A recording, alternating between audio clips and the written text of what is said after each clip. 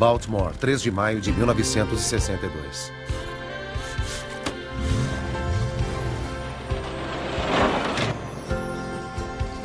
Salão de beleza.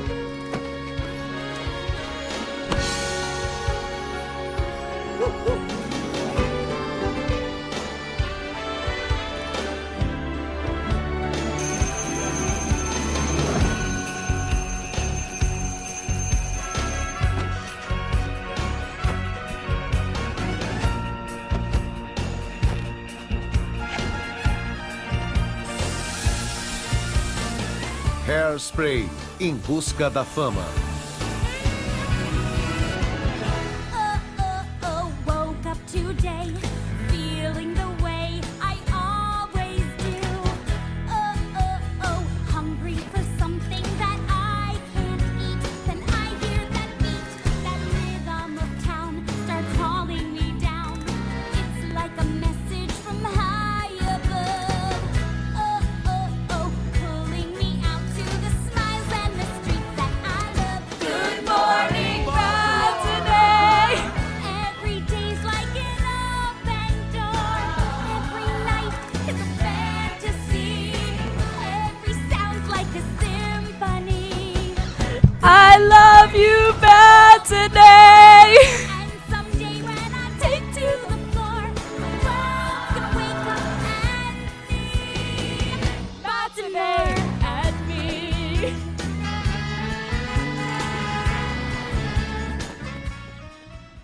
Good morning, Matinee. Woo! Oh, this is great vocal layering there with Amelia Rose Turnblad. Yeah, Yeah, my dream role. dream role. Well, I mean, do we want to run through the show today? We've got Yeah, Hairspranye West. yeah, Hairspranye West. Yeah, what a great movie. Like, I mean, Jeremy's second time watching this movie second this time. week. Yeah, no. Well, oh yeah, the second time in Yeah, general. second time in general. Yeah, I didn't rewatch it twice. Not quite that into Zac Efron yet. Yeah. Okay. But yeah, wow. I mean, do you want to give a bit of backstory that this was a pre-existing movie and that they... Yeah, so this was originally a 1988 movie directed by John Waters. Great film, not a musical. They turned it into a musical in 2004, won 8 Tony Awards. That's good. Yeah, Yeah. it's awesome. And then 2007 musical movie, which is very fun. Are you going to mention the John Waters cameo in the Yes, 2007 he movie? was in Good Morning Baltimore, the opening song of the film, 2007 film. He had a cameo as the flasher who The lives Flasher. next door. And he flashes some unfortunate Some, yeah. passers-by. Yeah. Yeah, I mean, star-studded cast here. Mhm. Like, I remember first time watching this, being like, they got who to do what, and, Yeah. and like, unreal. I mean, John Travolta. John Travolta as, because I believe it was also in the original 1988 movie Yeah. that was played by a man as well. Yeah, drag queen Divine, who sadly passed away 3 weeks after the film released. Oh no! At the age 42 of a heart attack. Very sad Yeah. stuff. Rest in peace, Divine. Also, Pink Flamingos, long-time collaborator with John Waters. So, very sad. But yeah, John Travolta, who is the on-screen lover of Christopher Walken. Yes. The best Pulp Fiction reunion, which is still probably one of my favorite references to another movie in any movie, is the when Edna Turnblad is cleaning some clothes and is like, no, you should you stay here and learn off your mum. You know, you never know when you're going to need to clean blood out of car upholstery, which is a hilarious Pulp Fiction reference. And would I be correct in saying the only returning cast member from 1988 would be Jerry Stiller? Yeah. That'd be an accurate Yep. statement. Yeah. Who is I like his little cameo role as Mr. Pink. Yeah, Mr. Pinky. Mr. Pinky, who runs Hefty Hideaway. Yeah. Hefty Hideaway. There are some all-time names for characters and places in this movie. I mean, we got Corny Collins. Miss Baltimore Crabs. Yeah. Penny Pingleton. Seaweed. Tracy Turnblad. Yeah. Velma Von Tussle. Yes. Who is Michelle Pfeiffer. I mean, yes, we've got Michelle Pfeiffer, Queen Latifah as Murder Mouth Mabel. Yeah, Murder Mouth Mabel. James Marsden. Yeah. And Also of Jury Duty. And Hop. Yes, and Hop, most famously Hop. Is he also? Hang on, is it him or he's? I'm trying to remember also who's. in Sonic. Yeah, I was going to say he's Yeah. Sonic. I can't He's remember. not Sonic. No, but he isn't. Yeah, he's Sonic's mate. Yeah. The police guy. Yeah. Oh, and we have Alison Janney as Penny Pingleton's mum, which is a very small role to give a Yes. very accomplished Yep. actress. And she's great with the one of the most underappreciated, I think, aspects of this movie is the Cold War bunker setup. The very Christian mum with the Russian language books. She has no faith at all I know. in the US getting through, which is crazy because she's very, right wing in this movie. But It's always the Yeah. just in case. Should we still? I mean, there's Good Morning Baltimore is the first song. Morning Matinee. Is this the best song in the movie? For you? No. Do you want to guess which one I reckon is you my like favorite? Can't Stop the Beat. No. You can't, no, okay. That song gets on my nerves. Not You gonna don't lie. like that one. It, Emotion in no, the I ocean. like it, but it's just like overplayed. They used to play it as my high school battle. See, I feel like half of the opinions we got going into these, a lot of stuff is ruined for you because you Yeah. did something at Yeah. school. But that's a crazy pick for a high school I battle. know. That's niche. It was that. There was like Coldplay, Adventure of a Lifetime. See, that's more in line with what you expect with a high school battle. I know. It was just like random stuff. We had The Strokes, I think, for a little bit. I don't remember which song.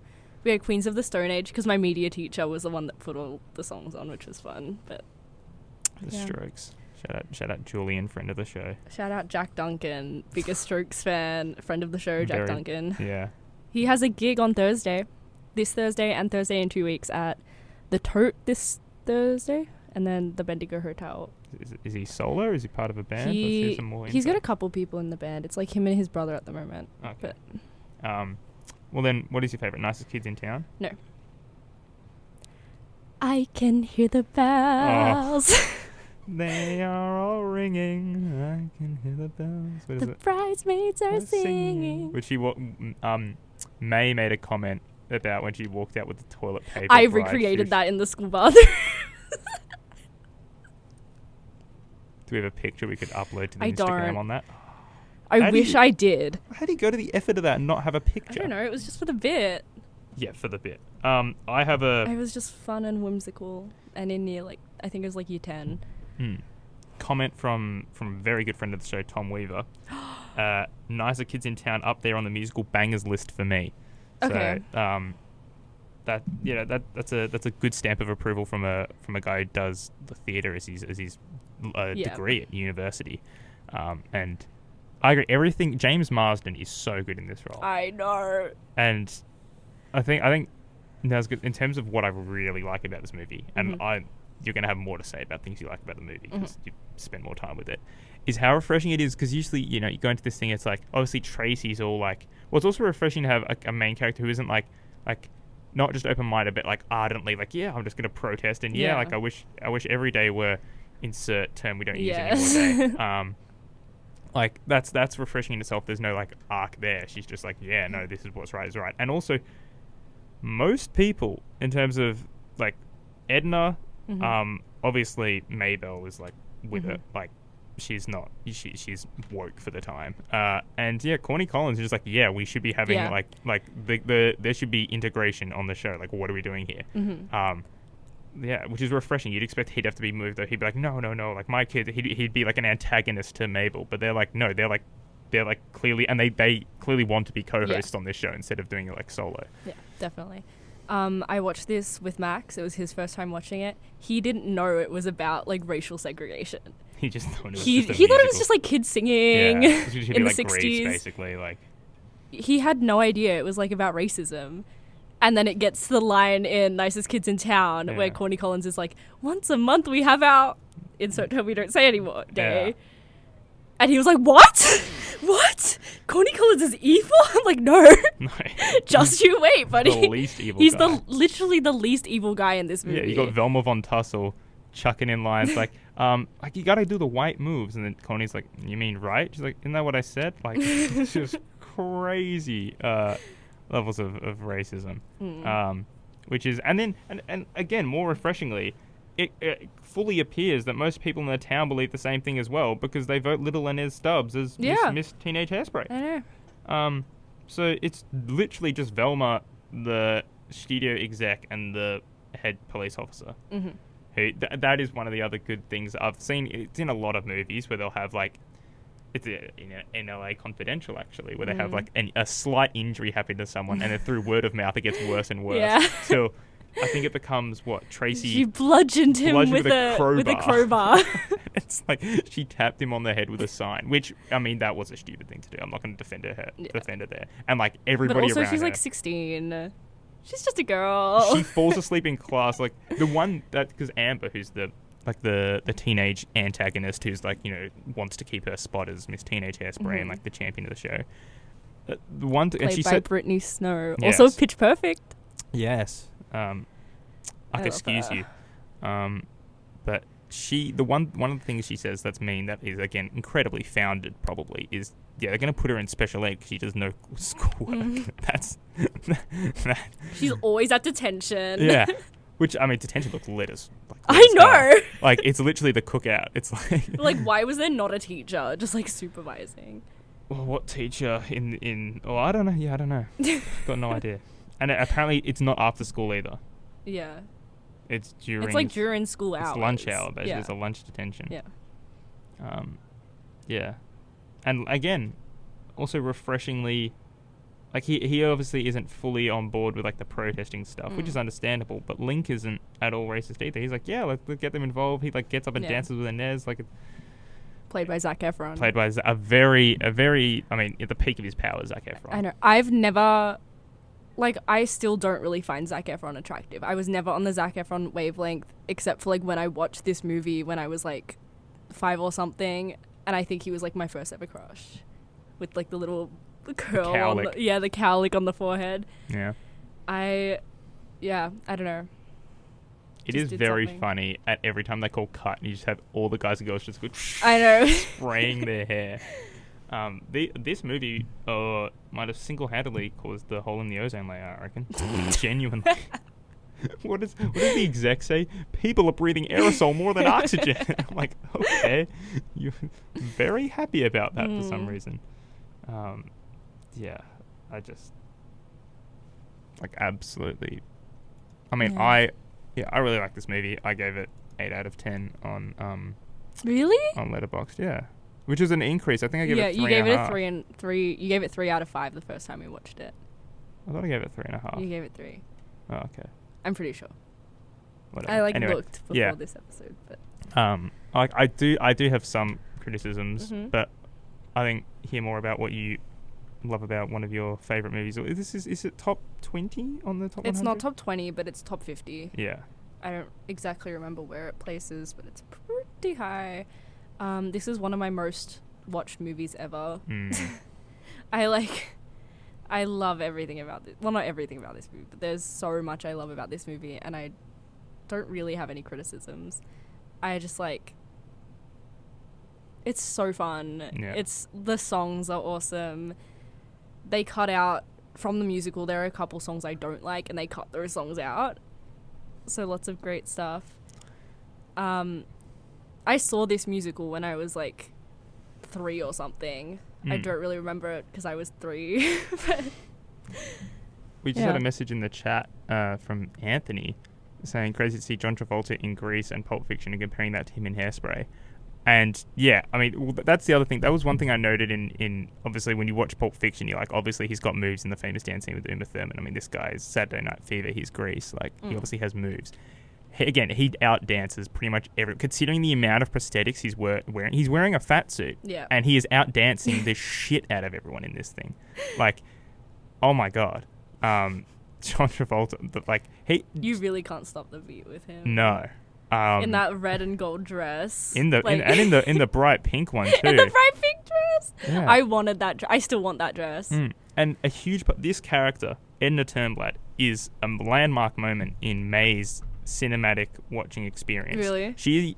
This is the first time she's ever had the pleasure of being like, hey, that reminds me of somebody in another movie. Is this the same actor? And getting it right. And she was looking at Edna Turnblad and said, he looks like the guy who does the dance in Pulp Fiction. And I was just like, wait till you hear this. Oh my god, I love her. Matt's very, very special place in in May's watching history, because that's like so cute. Yeah, I was like, oh my god, that's like the first time she's ever May done is that. Jeremy's girlfriend for viewers, listeners at home who aren't aware. Yeah, May is my Max.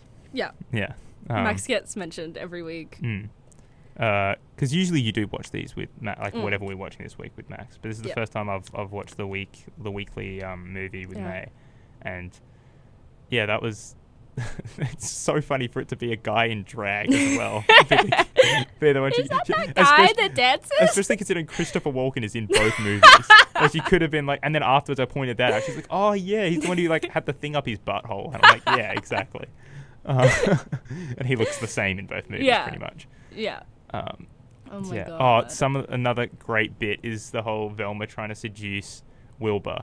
And she turns around, Wilbur's got their red afro and glasses on and the cigar in his mouth. That, with the bit with Velma Von Tussle, like, trying to seduce him, that's not in, like, the musical or anything. They just made that up so they could slot Your Timeless to Me into the movie. Because that's originally just, like, in there for Wilbur declaring his love for Velma. But, like, it gives there's a reason. It's like an apology for that. But again, an apology for a guy did literally nothing wrong. Literally. And he's like, babe, you know it took me 5 years to realize you were flirting with me.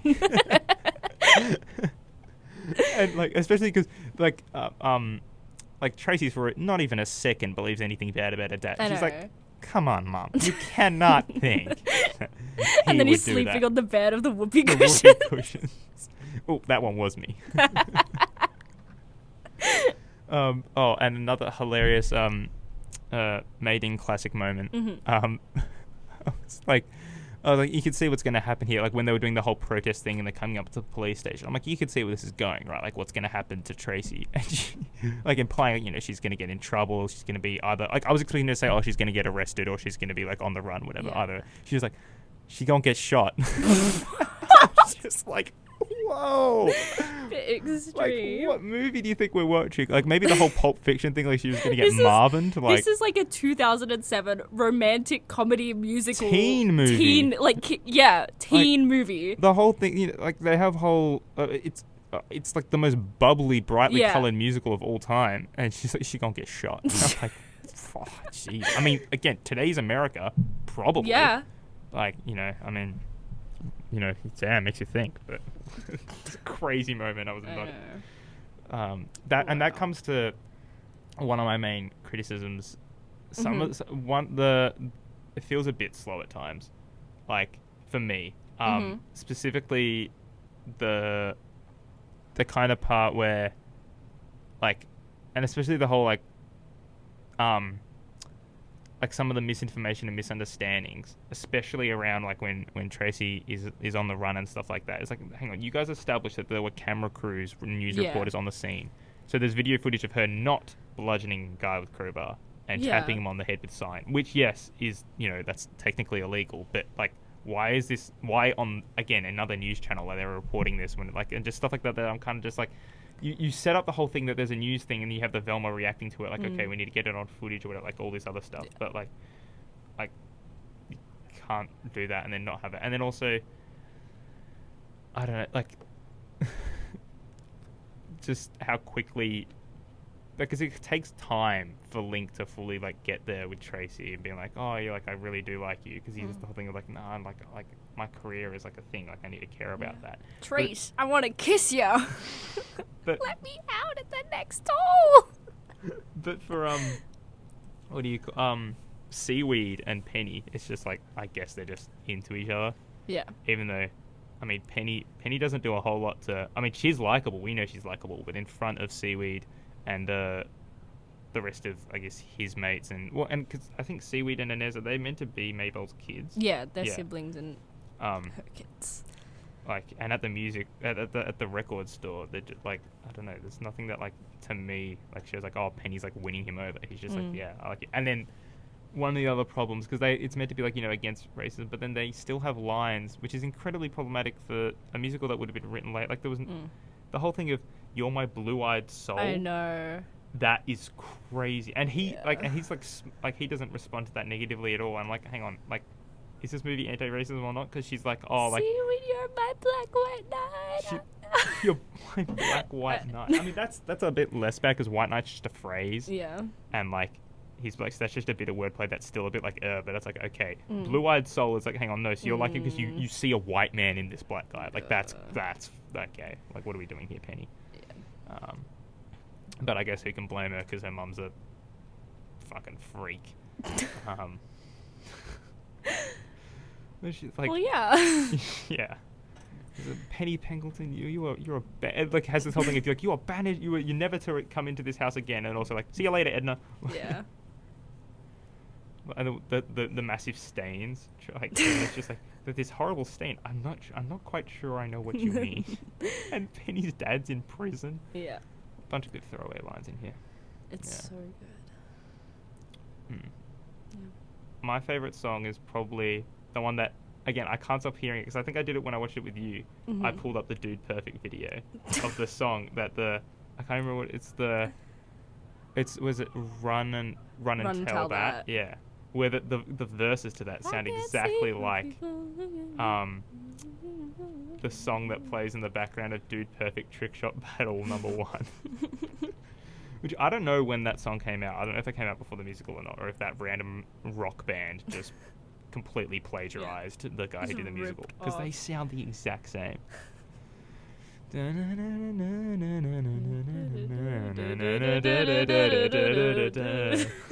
the same exact rhythm. Yeah. But Run and Tell That. That song gets stuck in my head all the time. yeah. Like every 2 weeks, I just find myself singing it. A lot of the I mean, I guess it's kind of standard for a musical, but some of the choreography is really great. And especially with how they do the stuff when it's happening live at WZYT, or is it WYZT? I can't remember. Where they have like the kids. What are they called? The Corny Collins kids. What are they called? Like whatever. Like, I know they're like the nicest kids in town, or maybe they don't have a name. Or they just Hairspray kids, I can't remember. I don't remember. But they, like, when they bump into each other all the time and stuff. Like, because it's, like, realistic, but it's also, like, half the time it's, like, done into the beat, and almost every time it happens to Amber, so you don't feel bad.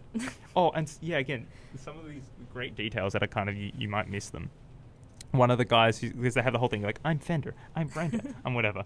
And obviously there's the pregnancy joke, which is great. Just 9 months. And then he's just like, we'll have another tight-fitting and maybe less freewheeling member to replace it with. But one of the guys who says, he's like, I'm IQ, intelligence. IQ, Luann. Yeah, there's he in one of the background, like in the background of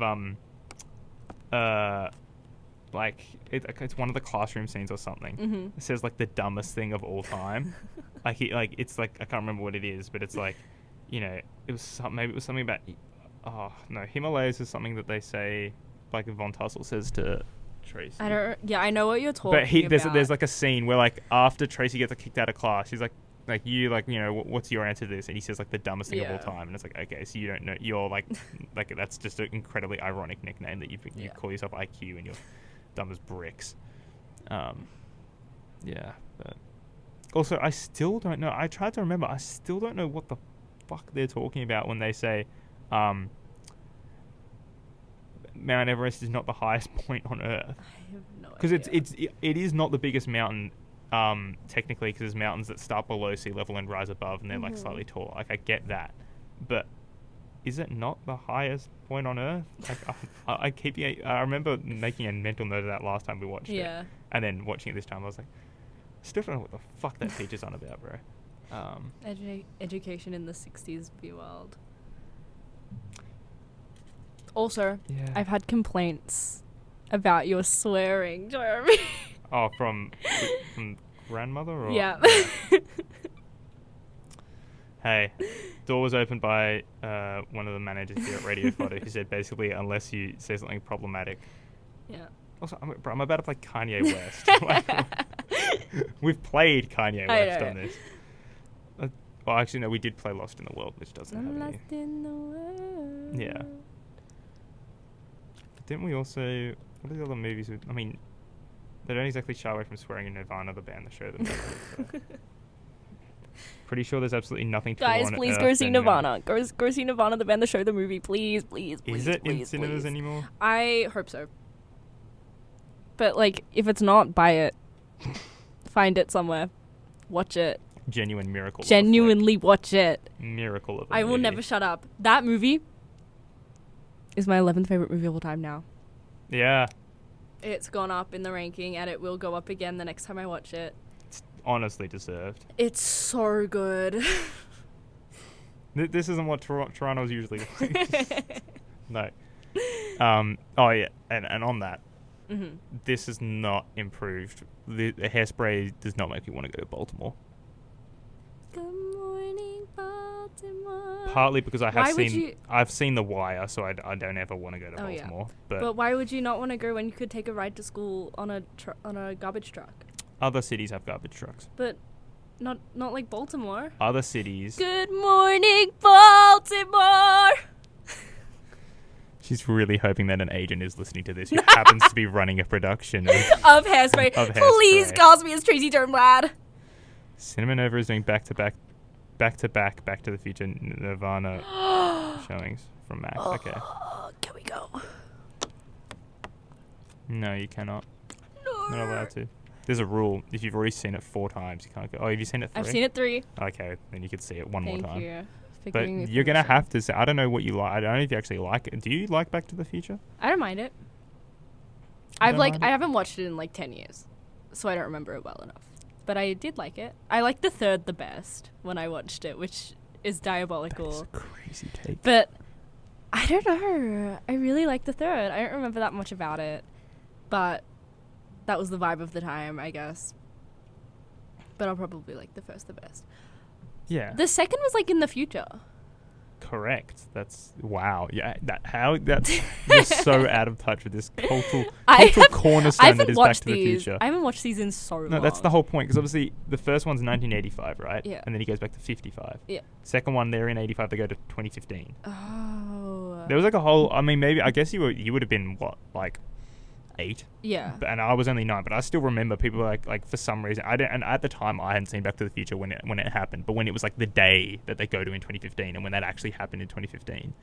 Like when they got up to it, they were like, "Oh, it's Back to the Future 2 day," like in real life. Like that's what people were saying. Because it's like, you know, it was one of those things. It's like when we got to the year for Blade Runner, because Blade Runner was meant to happen in 2019, I think. 2019. And the same thing when we hit Terminator, like the apocalypse Judgment Day in Terminator, like when in real life we hit that day, people were like, "Oh, it's like Terminator Day." I remember that being a big thing, like Back to the Future, like you know, like. Well, they said in 1987 when the second one came out, in 2015 we'd have, you know, hovercraft and all this shit, and we're looking around. We kind of like, had like the hoverboard things a little bit. Yep, flying cars is what I meant, mate. Like, everyone's walking around with like crazy like Yeah, glasses I and remember shit. that about it. It's like it's not that different to 1980s, like 2015. I didn't like that movie, the second one. It's like, there you go. See, Max, 17,776 day was a week ago. You know that story thing, yeah, where like everybody stopped, like nobody stopped, everyone stopped giving birth, but people stopped dying and whatever. Like that's the premise of that show. That was his mastermind topic. April 7th, 2026. Max, at this point, just like come on the show, bro. Like, at least 10% of the show is us like referring to things you say in the chat. I know. Everybody, Max was on Mastermind. His episode airs May 14th. Tune in. No, we're gonna get no spoilers, I guess, to how he did. No spoilers. May 14th, which is, what is that? It's a Thursday. Thursday night. Yeah. I don't even know what. It's the night of Arts Ball. So what channel is Mastermind even on? Maxwell, what channel is it on? You don't know? It's your second I don't time on know. and you don't know? It's crazy. But yeah, Hairspray is great, and I think also surprisingly, like for something that I hadn't heard of ever until you introduced it to me, for how good it is. SBS. I did know that actually. I just you can be one of 5 people in Australia tune into SBS on a Thursday night. What a privilege.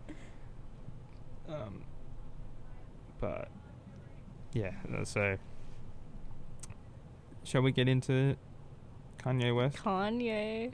Starting with, we're going to be going in chronological order. We're doing 6 albums. We aren't, and this is obviously heavily controversial, doing his... It's like, I actually don't know if it is. It probably is his most objectively adored album, Dark Twisted Fantasy. But we're not doing it because we already talked about it. Already did it. And also because we did it, like, what was it? It was Manipulator Man, so it was 4 weeks ago. Yeah. Like, it's not like if we talk about an album or something, like, in a different context, like, obviously this is a discography contest rather than the context, which is the male manipulator music. Yeah. But we did just kind of talk about the album as a whole that week as well. We did just sort of talk about that album, like, not no. in the Yeah, no. I was context going to say, like if this happens again, like, say I do like a Pink Floyd week, but like I do it next semester, we'll probably re-talk about Dark Side of the Moon because it's been a long time. Like I was saying, if we did this Kanye week next semester, we'd probably go over it because it's been time, but it's been so recently. Yeah. And I'll mention that later. Something I've just seen in the studio. I wonder if that's a hint for next week's music, maybe, or not, or is it just? Oh, no. We'll find out. She's wearing an Abbey Road shirt, so we'll see if that's a hint for anything. It yeah, is for not. now. I had not considered that, but okay. I have sort of an idea for next week, but Do you? maybe. Well, anyway, here's a little bit of the opening track of College Dropout. We Don't Care. And all my people that's drug dealing just to get by. Stack your money till it gets sky high.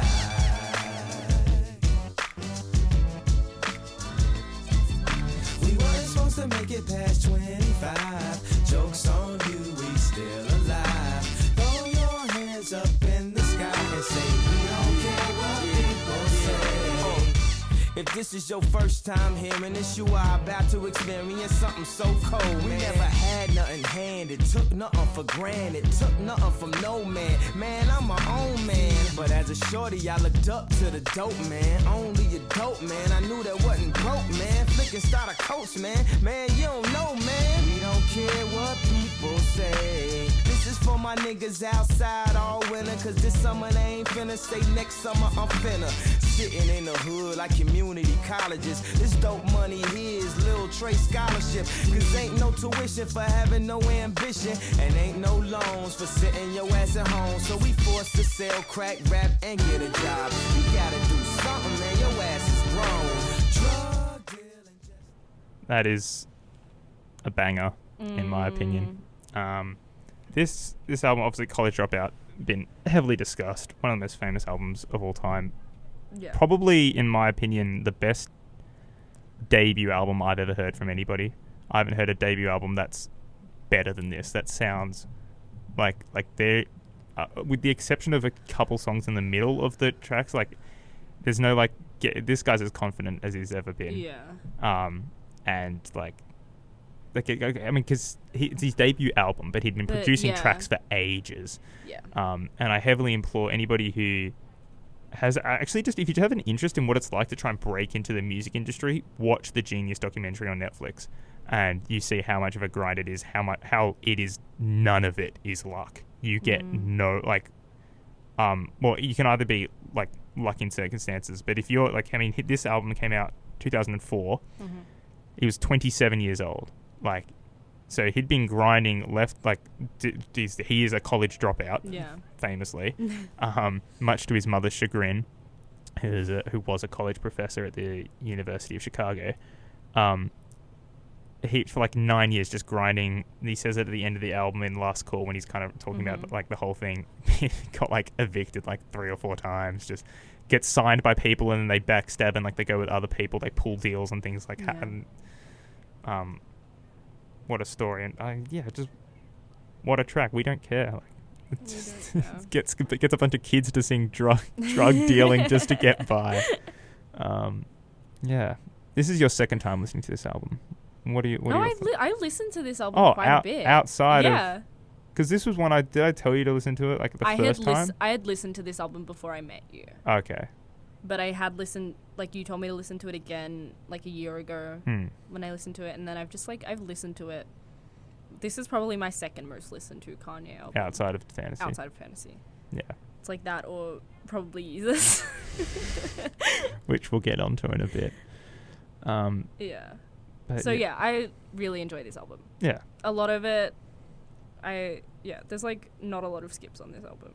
Apart from the actual skits. Yeah, apart from the skits. Which is another thing. If you listen to, I don't know if it was a thing in mainstream, like in the rest of just music, like in the music industry, or if it was a thing specifically for rap, but a lot of, like, and you can kind of he doesn't do any skits in Graduation, but Late Registration and Dropout have a bunch of skits. And some of the skits, I think the skits in Late Registration are actually very funny, because it's like the whole like broke fraternity thing, and they're talking about like, I'll get into it in a bit, but like actually more of the lines, but one of them I'll just say now is, like, all of us brothers were sharing jeans. When I go outside, I got the only clothing on. It's just so funny. This one, it's like the skits on this, with the exception of the guy who kicks him out of the college at the beginning, like before and after this song, with the exception of that, they're all just massive skits. Like, they take forever.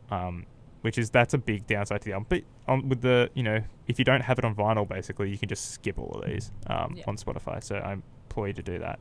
Top 3 tracks for you? What do you think my top 3 tracks are? Well, I know what number 1 is the new workout plan. That, I think I figured out. It's in my top 10 songs of all time. It is a banger. It's so, oh my God. You know what? I love it. This song is like at the forefront of my playlist of songs that I can like listen to that just like cheer me up no matter what.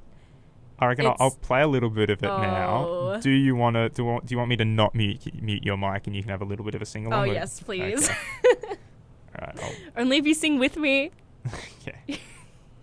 Jeremy never wants to sing on this show. It's always this one's a bit more my vocal range. Yeah. So every time we sing on this show, he's so reluctant to do it. He did not want to do Good Morning Baltimore this morning, and he did not. But I got him to do Taylor Swift the other week, which was good. You did, yeah. So, you can pick and win your battles, Yeah. All right, here's a little bit of... And get them sit-ups Right. Tuck your tummy tight in. Do your crunches like this. Head, stop, breathe, get up, check your weave. Don't drop the blanket, suspect the Tonight. Oh, she's so excited. Tell me who's invited. You, your friends, and my dick. What's scary to me? Oh my God. Just a very fun song. It's a lot so of the songs in this fun. album are just fun. Like, And that outro of that song. oh yeah. Oh, So groovy. Ladies and gentlemen, allow myself to introduce myself. Oh, what a guy. Like, Kanye's workout plan. some of the story, like this era of Kanye in real life, you hear some of the people who knew him at the time, Dave Chappelle, and they're like, the album hadn't come out, and Dave Chappelle didn't know this guy. Like, he's here to meet, like, hang out with Jay-Z, and this guy's just here, and like nobody knows and like, because obviously the album came out, but before that, in some of the singles, famously Slow Jams, before the album came out, hit number 1 in the country. So, but this was before even then, and they're at a thing like, and Dave Chappelle is showing, like, Jay-Z and some of these other guys, he's showing them sketches from his show, like the Dave Chappelle show, that hadn't been released yet. And Kanye's just there. And he's like, he gets a call from, like, some of the guys, like, nah, I can't talk right now. Why? Because I'm watching unreleased sketches from the Dave Chappelle show. Why? Because my life is dope. And I do dope shit. And he hangs up. And Dave Chappelle's like, who the fuck is this guy? like, what the hell? Like, who does he think he is? And I'm like, well, he thinks he's a god. We get to that later. But at this stage, he just thinks he's Kanye. Yeah. For me, this album is, like, starts very strong. And then there's a bit of a drop off to the middle. Like, some of the songs I'm not as big on. Like, Never Let Me Down. There's just some dude preaching, which I respect. I respect preaching if you're in touch with your religion. But, like, there's just a guy who's straight up preaching, like, which is, if that's what you're into. Get 'Em High is a bit like, for me. And School Spirit, which is crazy because it's the Aretha Franklin sample Yes. on this. Which is why if you listen to School Spirit on Spotify, if you don't like look up the fully uncensored version, there's a couple like weird little like jits and things that are censoring because like the Aretha Franklin like people who like obviously they allowed him to use the sample, but they were like, you know, you can't say this and this and some of the swear words you need to like tone it back. So there's some weird like record scratch bits which are him cutting out swear words. But I mean the last 4 tracks on this, 2 words, Through the Wire, Family Business, and Last Call. Yeah. That is. And Family Business is like Through the Wire and Family Business back to back. Like, oh my gosh. 2 words is in my top 3. Yeah. It's probably my second. Well, yeah. What would it be your third then? Because yeah, Jesus Walks. Jesus Walks, which is I again. made Jesus Walks. I'm never going to hell. And again, in Last Call, Jesus Walks is a funny because that's the one he performed at the Grammys for this album cycle when he was at the Grammys and infamously won and had the whole. For all those who want to know what I would do if I didn't win, I guess we'll never know. Like, but yeah, that song is like a thing of like, who else could make that song? Yeah. Like it's such a strange song and how it's structured. You got the like it. Jesus Walks and the people going it's the first time I listened to that, friend of the show Emre told me to listen to this before I met Jeremy, and I got to this song and I was like, oh my god, levitating. You're onto something, lad. And like some of the stuff this song is like what and like the music, some of the stuff about the music industry as well, it's just like you could talk, it's like sex, lies, and videotape, but if you talk about God, my record won't get played. This will probably take away from my spins, which will take away from my ends, like my, your end of the money. But I hope it takes away from my sins. And then in the day that I'm dreaming about everybody in the club, everybody screaming out, Jesus, oh God. This is probably, it's a tie between this and the next album, like Registration, where he raps the best. Because it's at this point where he's still trying to be, that's fair. Where he's still just trying to be like a rapper. Yeah. Like, cause from Graduation onwards, he's like, nah, I'm a pop star. And he is. But yeah, some of the beats on this stuff. I mean, All Falls Down is probably the most talked about song on this album in general by other people. So it's a lot of people's number 1 Kanye song. And that's overplayed to me. Yeah, that's I just fair. like, it's a skip. It's probably, in my opinion, I think that's the best he's ever rapped.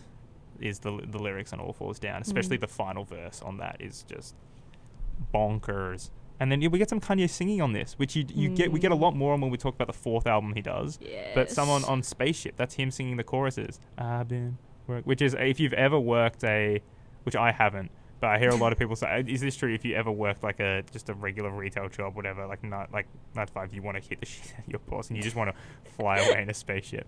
Because I remember you talked about how some Chemist Warehouse shifts, you're like, struggling to get by. I don't know. It's like, it's an easy job. It's fine. It's just like there are some days and some customers, and it's just like. And again, but I've been there for 4 years. I think that's also what's like really making it hard. But like, it's fine. It's fine. But you also didn't have to deal with racism in that job. Yeah. Also, and my manager likes me. Ah, yeah. She hated me for so long. Like, she hated everyone for so long. But, like, she likes me now. Which is nice. Do we get a rating out of 10 for College Dropout? 8. Fair. Yeah. And for me, this is probably... I'm not going to give a rating, but out of, like, in terms of ranking Kanye albums in his discography, this is probably on the edge of third or fourth, maybe 5th best, in my opinion. Okay. Because we're getting onto my favorite one of all time, which is Late Registration. Right. And we'll hear a little bit of that now. I did not expect this to be your favorite. I always am surprised that it's my favorite when I listen to other ones. I'm like, how, like, really? Like, I'll, like, listen to Yeezus, Pablo, Fantasy, College Dropout, Graduation. I'll listen to, like, why is, I'll even listen to Yay or Kitsy Ghosts. And I'm like, why is Registration my favorite? And then I always listen to it again. I'm like, oh, silly me. And this is going to be an interesting pick. Oh, yeah, no. We'll have a listen to probably one of the fewest played on this album, Drive Slow. Okay.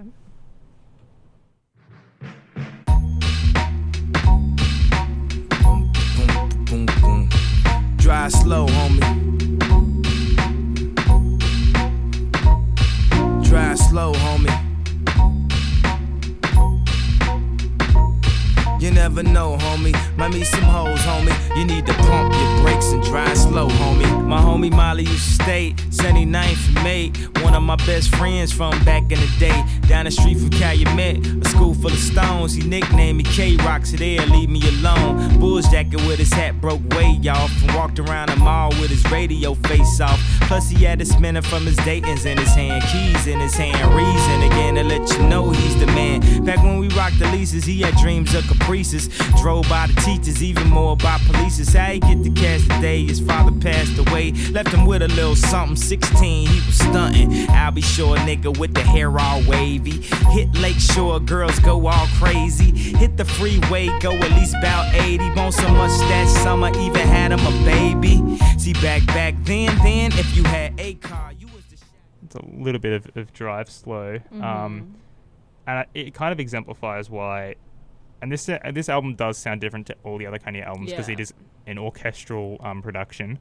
A lot of you'll hear in this one you hear obviously I think that's a trumpet, or is it a French horn? I'm not sure, but like as opposed to electronic beats, there is a couple. Obviously, there's the Shirley Bassey sample, a couple of the typical chipmunk soul beats where he pitches them up and stuff, but there's a lot less, and it's more.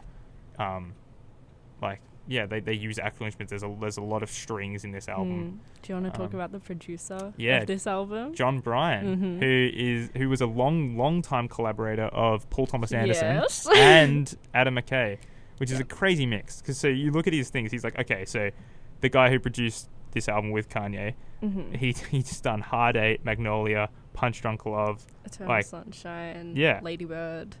So Synecdoche, New York. So that's like a lot of like, okay, so you're pitching that. Oh, he helped produce on One Battle After Another. Yeah. So you're like, oh, okay. So this guy, he's like an artsy guy, right? Like he only chooses like specific movies, and then and he did stuff for like Fiona Apple as well. And I was gonna say some of the other movies he's done, Step Brothers, The Other Guys. Like he does stuff with Adam McKay and Will Ferrell, which is like. And kind of cool. Like he's just like a chill guy. Yeah. There's a shout out to John Bryan on We Major when he goes like, "Can I talk my shit again?" Which is like a hype moment because he's just so like happy to be on a song with Nas, who's obviously a massive hero of his. And he's like in that extra bit at the end, he's like, "And John Bryan on the keys right now." It's just like these.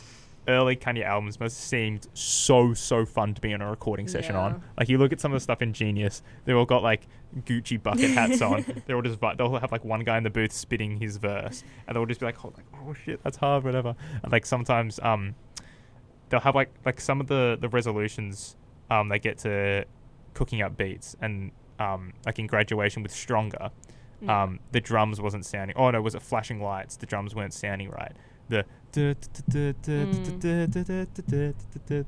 like he couldn't do it, Pharrell Williams couldn't do it, like all these acclaimed producers like, shit, we can't get this done, so they called in Timbaland off of Sexy Back fame and The Way I Are and all these other songs, and he goes in and just does it in 10 minutes. And again, the way these guys have such braggadocio, they're just like Timbaland's like, yeah, I was the only guy who could have done that. Shut the fuck up, man. Like but yeah, Late Registration for me, like I listen to Drives, like, and it's the songs that you don't hear about, because obviously Gold Digger, everybody knows that. Yeah. Touch the Sky. They sing that on Glee.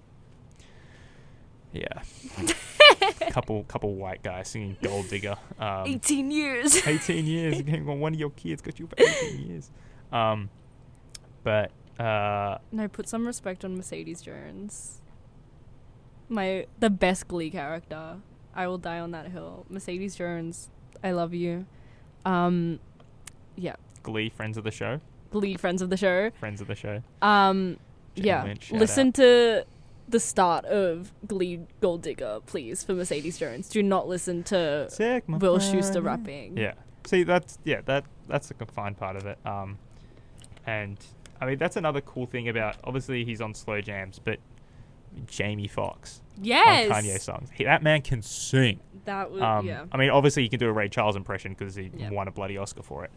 So it made sense to have him on. And Kanye's like, why you just use a Ray Charles sample and I can get him to sing Ray Charles? And that is, again, please pull it up on YouTube. If you haven't seen the Grammy performance of them performing Gold Digger, it is so fun. It is so electric. You're like they're in, they presented as like halftime at the Grammys, so they're in like marching band stuff like you'd see at like a football game. The vibes of that are immaculate.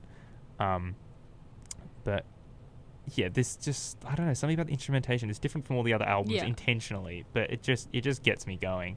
And like even the little songs like Celebration, and some of the lines where it's like he talks about his like kid being like my kid was an accident. One day we were practicing and you just popped out the package. It's just the way he, like some of his lines and some of the contents is so weird.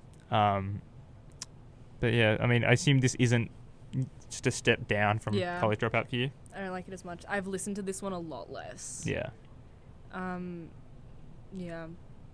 I listened to it. I think I listened to it because you told me to listen to it. Like a year ago, and then I just like didn't really care for it that much. Yeah. And I haven't listened to it really since that. I've been listening to it this week, and it's still just like I like it, but it's like nothing's like special really. No. Yeah. Okay. Top 3 tracks though, or just a couple. I know one. I love Standout. Roses. Roses, yeah. Yeah.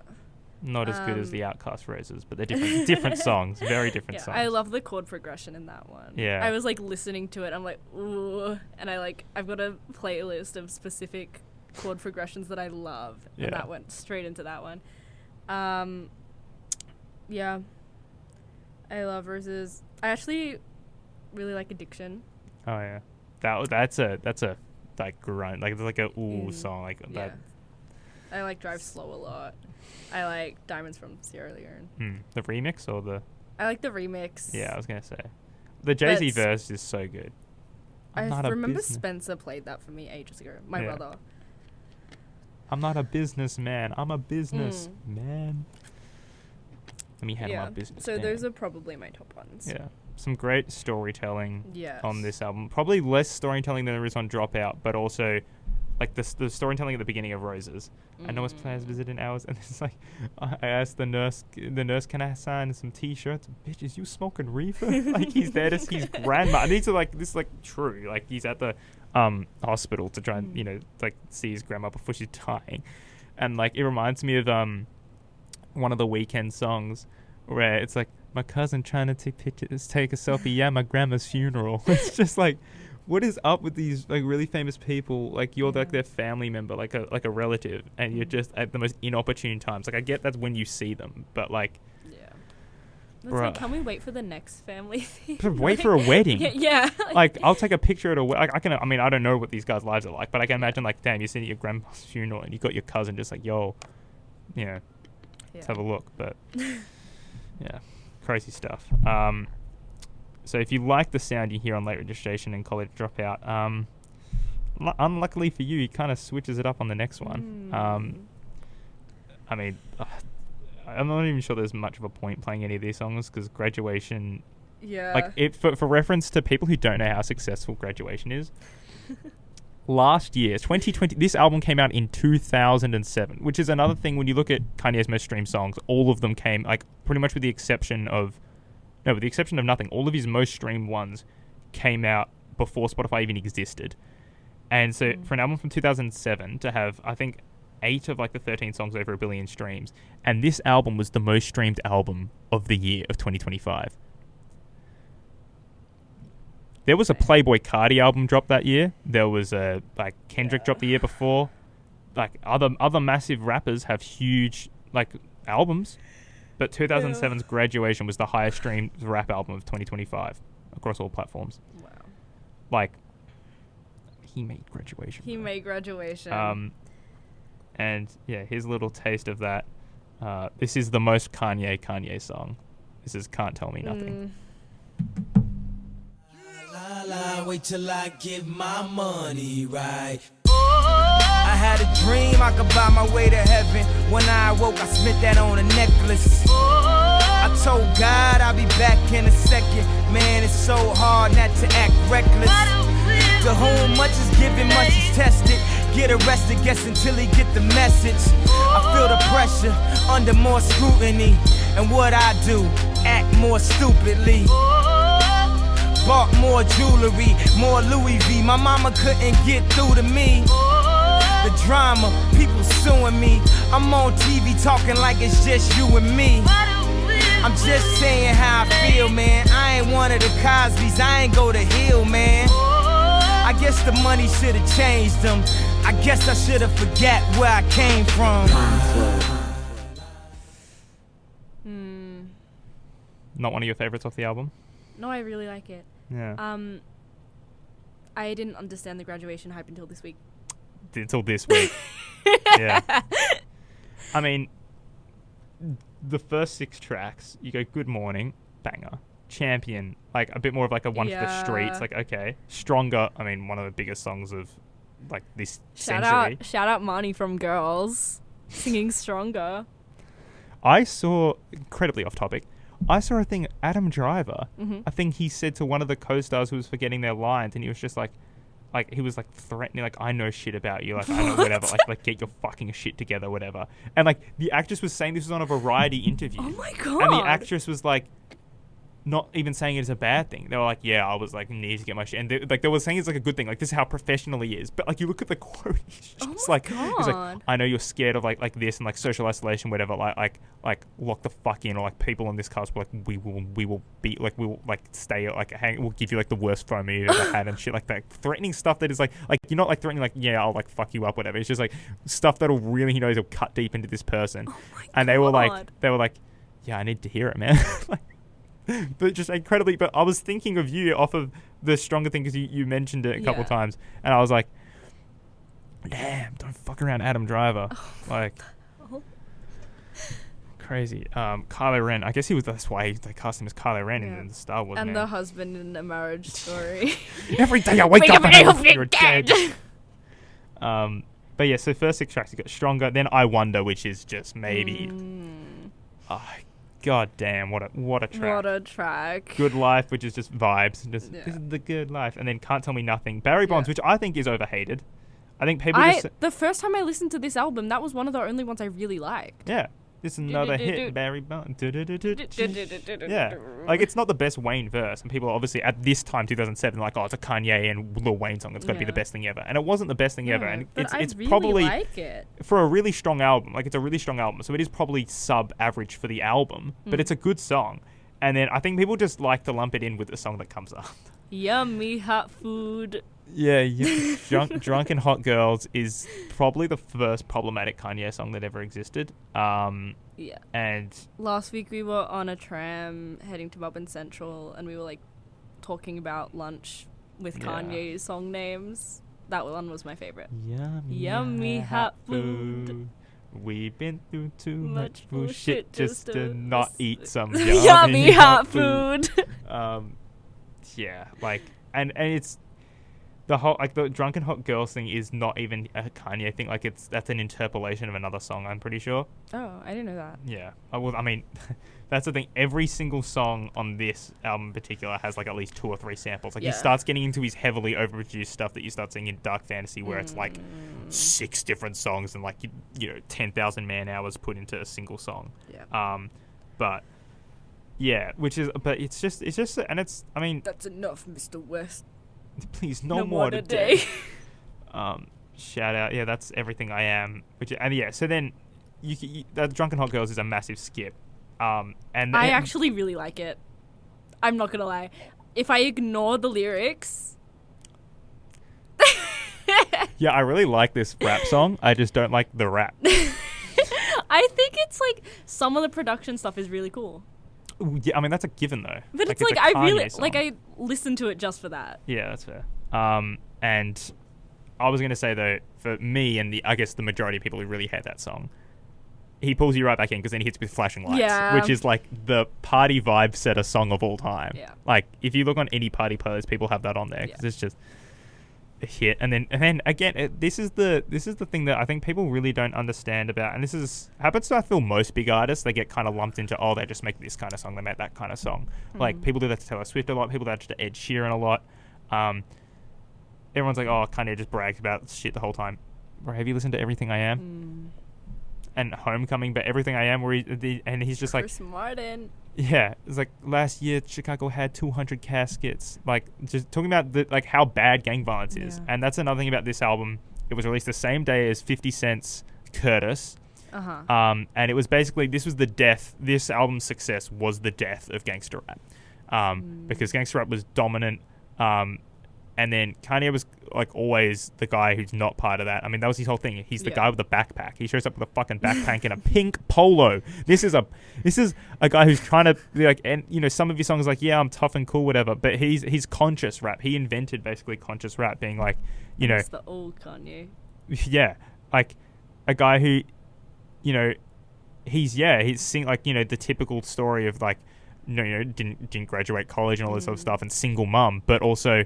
Yeah, his mum's single, but his mum's a fucking college professor. Like, he's educated and he's aware of the struggles facing his people, and he's not into the gang life at all. But he kind of, he's, and he talks about a lot on College Dropout. Like, I'm obsessed with the Benjamins. Like, can I stop being part of it? And yeah, this is Everything I Am, calling out the struggles with gang violence in his, in his native Chicago, but obviously more broadly across America. And yeah, so this like doubled the sales of 50 Cent's album, which also was like a massive success because of the massive competition between these two albums. Like, I think it was like basically every other week for like the 40 weeks before or after these albums came out, if Curtis was just released then, would have been the number one album, like because of sales. And then Kanye's like doubled it. Like, it was like 800,000 in the first week in the US, insane. which is huge numbers. But yeah, obviously the beginning of electronic and more kind of like stadium, he calls it stadium and like anthem rap, which you especially see on I Wonder. It's rap you can sing along to. Yeah. And I think I've talked about this with you before. I'm not sure if I have, but that was inspired by U2. Yes. Because he went on. Toured with them. He went on tour with U2, and he was just so like spellbound, because obviously he'd performed and he'd been like, what do you call people who are before lead-ins, whatever, openers? Yeah, he'd been openers for other big rappers after his first, like he'd opened for Jay-Z and stuff like that. Yeah. And he had crowds, and like, he said, he got 20,000 seat stadiums, arenas, not stadiums. And then he goes into a stadium tour with U2, and he sees how people sing along, which you just don't see at rap things, because it's hard to, maybe apart from the choruses. And he was like, I need that. Like that's so powerful. Like it makes, and he like, he's sitting there watching Bono rip up like Beautiful Day, and he's like, fuck, like it's a beautiful day. Like, rap can't do that, or rappers in its current form can't do that. And so he pulled out. I think he did that pretty successfully. I think he maybe just got there on this album, like just barely. Barely. Yeah. Is this worse, or this is worse than you think? Worse for you than the College Dropout? I don't know. These two are pretty close now. Yeah. I think this is a little bit better for me. So I would say it's probably my second favorite. It's also weird to me, like, why this album specifically is so popular. Because, like, I mean, obviously his other albums that are all pre-Spotify also have crazy numbers, like Dark Fantasy and stuff. But this one in particular, it's got the highest. And why is it He Made Graduation, not He Made these other one? Like, He Made Graduation. Like, but it's like banger after banger. It is banger after banger. And it's like, I feel like also it's the first time it's not like, well, he obviously didn't have the skits in this one. Yeah. So you're not skipping through stuff. Like, you're listening to it as one cohesive album with every song hitting. And then you have, if we're comparing it to Dark Fantasy, I feel like it's more accessible. Like, it's less out there as well. Yeah, definitely. It's like there's a lot more experimentation going on with Dark Fantasy. And like a lot more overproduction, a lot more abrasive stuff. Yeah. It's like not as easy to listen to. But like, you can see the masses just getting into this. Yeah, definitely. Which makes sense because Stronger was like the 7th biggest song of the year and things like that. And now Makes us harder, the faster, stronger. Yeah, great Daft Punk sampling. That don't kill me. Shout out Marnie from Girls. I love her. Anyway, let's move on to more singing. And the only album here that you had never heard before, 808s and Heartbreak. I hadn't listened to Pablo. I thought you had. No. But you listened to more songs off Pablo, incidentally. Yes, Because I assume you'd only heard Heartless off of this. Yeah. And Say You Will. That's fucking random. Didn't see that coming. Here's a little bit of, I think, like one of my favorite pop songs of all time. This is Paranoid. Okay. Yeah.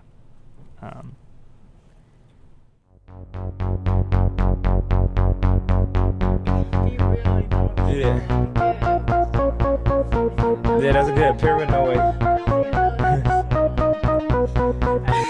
Why are you so paranoid? No. Don't be so paranoid. No. Don't be so, baby. Don't worry about it. Hate it. Don't even think about it. You worry about the wrong things. The wrong thing. You worry about the wrong things. The wrong things. You worry about the wrong things. The wrong things. You worry about the wrong things. The wrong things. Tell me right now, you really wanna spend your whole life alone? A little time out might do you good, might do what's good for we be done for good. Cause I can make it good, I can make it hood, I can make it come, I can make it go. I can make it high, I can make it fly, make it touch the sky, hey, maybe so. All of the time you be up in mind, check it through my cell phone, baby, no. You wanna kill the vibe on another night, here's another fight, oh, here we go. That's Paranoid featuring Mr. Hudson. This is the most outlier of any Kanye album ever, for obvious reasons. Not a single swear word on this. Yeah, a bit more of a downer album. Could obviously don't know if you could tell that off the title of the album at all. What are your thoughts? First time thoughts? I think this is my second favorite Kanye album. So it's better than Yeezus? Yes. Okay.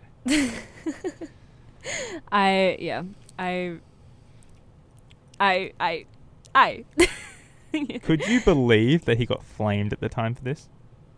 Like, I can, just because it's so different to everything else he'd released at the time. But I feel like it's such an impressive album. It's so cool. It's so different. It does not sound like it came out in 2008. No. And it's just like, I think there's like maybe 2 skips on this album for me at the moment. Obviously, like, Pinocchio Story isn't really a real song. Yeah. And then for me, maybe I could do without See You in My Nightmares. Again, it might sound like I hate Lil Wayne because I don't like Barry Bonds either, but like I like Wayne. It's okay. I think my other skip is Streetlights.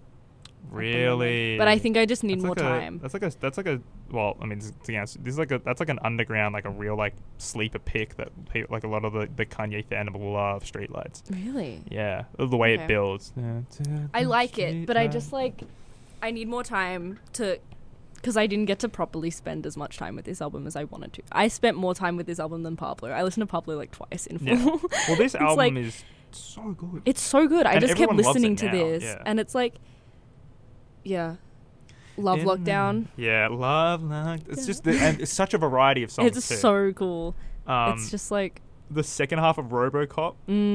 RoboCop's my second favorite. Yeah. Just a little LA girl, spoiled little LA girl. Oh my god! Like, I really love this album. Now, for people at home who aren't aware, what is the Heartbreak? There's 808s. Obviously, that's just drums and stuff, and like music production. What's the Heartbreak? You might think, oh, maybe a breakup, maybe a death. It's both. Yeah. So he had a fiance, 2 years. They broke up, and right around the same time, his mum died. Died in a cosmetic surgery incident, which changed the laws in California, in terms of duty of care by plastic surgeons and cosmetic surgeons over their patients, and yeah, so, I mean, rest in peace, Donda West, first and foremost. Yeah. If it wasn't clear enough already, if you hadn't listened to the previous 3 albums, I mean, he has a song called Hey Mama, which is literally just like, Mum, I love you so much. And he performed that on Oprah, which is like the sweetest thing ever. You see like Oprah Winfrey and Donda like sitting in the audience, and like, and he's just saying like, I love Mom so much. Like, hey Mama, like, he like, and I mean, how else other than complete adoration would you have for the one person who raised you? Like, absent father, and like, they just did inspire him like so much, and to lose her, and lose her suddenly, you know, it wasn't like an illness and you could have time to prepare for it. Sudden death. And you know, there's a really sweet moment when he got the Grammy for Best Rap Album for Graduation the year before, which had been, you know, it was after this album hadn't come out yet, but his mum had died, and he's up there on stage and he's speaking. They do the thing, you know, where they play the music, and he hits the whole thing of like, it'd be in good taste to stop the music now, whatever, and they stop it. He's like, yeah, like, I dedicate this award to my mum, whatever, and it's just so like, so tragic. And then at the same time, you have your fiance of 2 years, like, you have, I don't know the specifics of if he broke up with her or vice versa, but either way, that's a traumatic experience. And then, yeah, Bro decided to just kind of throw away rap for a little bit and make this genre didn't exist. Yeah. And this is probably easily his most influential album, and I would struggle to pick a single other album that's more influential. Like, there's artists who are more influential, i.e. the Beatles. I'd struggle to pick, and maybe Highway 61 Revisited would be the only album I could consider being as influential singularly as an album as this album. Because this created Drake, Travis Scott, Playboi Carti, Kid Cudi, The Weeknd. These guys do not have a career. They do not have a genre if this album didn't spawn. Well, that's self-admitted by all those artists who said this album changed it. Juice WRLD doesn't exist. Like, the idea of rap where you could talk about being sad didn't exist. Nobody was doing that. Rap was not you could have things where you're remorseful and where you're like somber and serious, like Everything I Am. Nobody was sad, and that's why he got fucking destroyed at the time for this. Like, this, I've just been so sad listening to this. Like, it's like, I feel it, and he is so good at conveying emotions through beats and production. Yeah. Like, how do you make it? Even the synth on Paranoid, it's like kind of boppy, but it's kind of like Coldest Winter. Goodbye, my friend. Oh my. He is hurting, man. Like, I know. I just like. And some of so the critical, like, well, critical wasn't that bad, but maybe more public persona, like the consensus audience were just like, what is this? And there's a great clip of like him doing an interview, and it's also funny because like for his first album to be one that people aren't like vibing with as much, and it's the one where he's all like, I'm really sad, and people are just like, we hate your shit, bro. Like, this is bad, it doesn't help. And there's a really like kind of heartbreaking interview where this guy's like, this European guy is like, oh, I actually really like this stuff on the album, and he's like, I think Cardi is just like, oh yes, it's like somebody said something nice. He's got shades on, and he's like kind of says it as a joke, but like, he's like really down in the shit. He's still dressed like how Kanye's dressed. He's got like a weird tuxedo thing going on, but it's like made out of tweed. So ignore that. Yeah. But yeah, and I think the album cover for this is great as well. I mean, we don't really talk about album covers, I guess, much when we talk about these music, but this one is like a crumpled up little heart. Oh, it's cool. Yeah. So Robocop was your second favorite. Favorite being Love Lockdown. Love Lockdown, okay. And then third, probably Coldest Winter. Yeah. Welcome to Heartbreak's a great track. The last 3 minutes of Say You Will, where it's just wow. Yeah. Now, and again, we're skipping dark fantasy and all that. Just tune into Manipulator Man on YouTube. You can see our thoughts on that album. Yeah. So we're going to give you a bit of whiplash. Going to jump from 2008 to 2013. Jesus! When the world was introduced to this.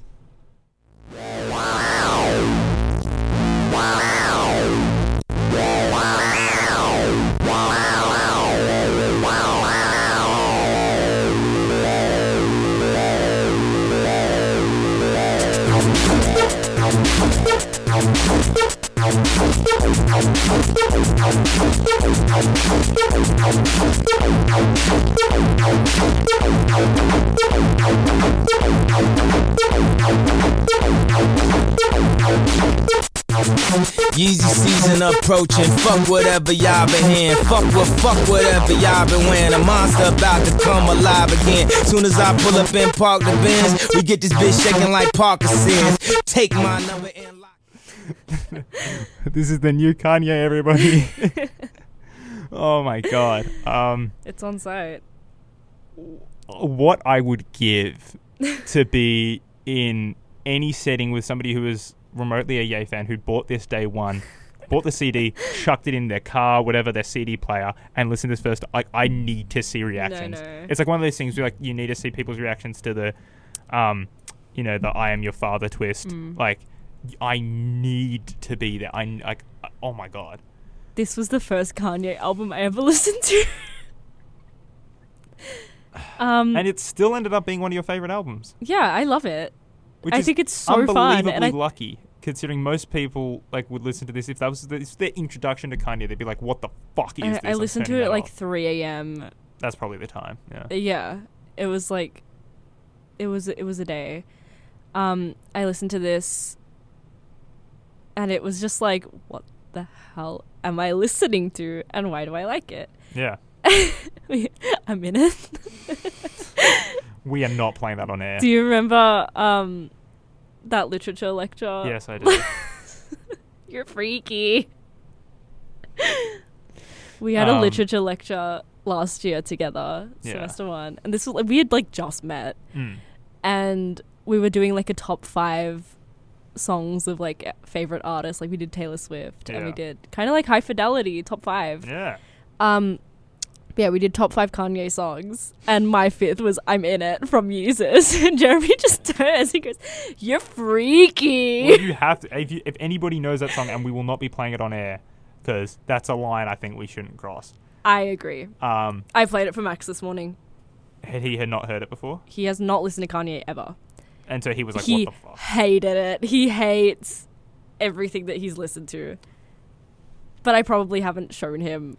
Or 808s and Heartbreak or something. No. Yeah. Something that's more palatable to ears. Yeah. Because, I mean, well, we go from, he's like the most sonically pleasant guy in music to listen to. Like some of the beats, they're just so nice. And then you see kind of a shift from that in fantasy. You get, obviously, there's Devil in a New Dress, which is just, again, like the most beautiful thing you've ever heard in your life. And then you have some more, like, weirder choices, like you'd probably say the Schizoid Man sample in Power is a bit more of like like that's a bit different and interesting and a bit more clashing with the rest of the stuff. And then Yeezus, he just shows up and says, "Yeah, so you guys know how I'm like the nice chipmunk soul guy, top of a nice beat. Yeah, so we're doing industrial rap now, where it's just stripped back beats where we were on heavy drugs making this, and the lyrical content is cooked now. Like already I might have a little joke about like, haha, like I get with bitches, and now it's like, no holds barred. There's like 2 different vibes here, because there's like crazy I Am a God, which is just a crazily structured song. I mean, there's like not even a backing track. It's just like doom, doom, doom, doom, and he's just like, I'm a God. With some great lines. I just spoke to Jesus. He said, "What up, Jesus?" I said, "Shit, I'm chilling." Like, what the hell? And then you got a little bit of some actual music, like Blood Skinhead. on the Leaves. Yeah, Blood on the Leaves, and Hold My Liquor, I'd say, like more musical. And New Slaves, the ending bit was just, again, very abrasive, like, and like that's maybe the angriest Kanye has ever been was on New Slaves, where he's just so upset with what his life has become. And that's a very interesting song to a perspective you don't really guess, like what, the different kind of racism you experience if you're African American and worth shitloads of money, and the stuff people try and get out of you, and they assume you want to buy and stuff, and they try and coax you into it. And then at the end of that song, for the last minute and a half, you get it's a Hungarian sample in the back, and Frank Ocean just being euphoric, and it's like, okay, like, damn, like that give me a little taste of the old Kanye. And then he does give us Bound to at the end, which is again, that beat is just It's a skip for me. Bounty's a skip. Yeah. It's another crazy take. Don't cancel me, guys. I know you're tired of loving. I mean, that's one of the for me, the sonic high points of Kanye's whole career is the second bit of that, of the, like the reprisal, I guess, of the I know you're tired, and you have the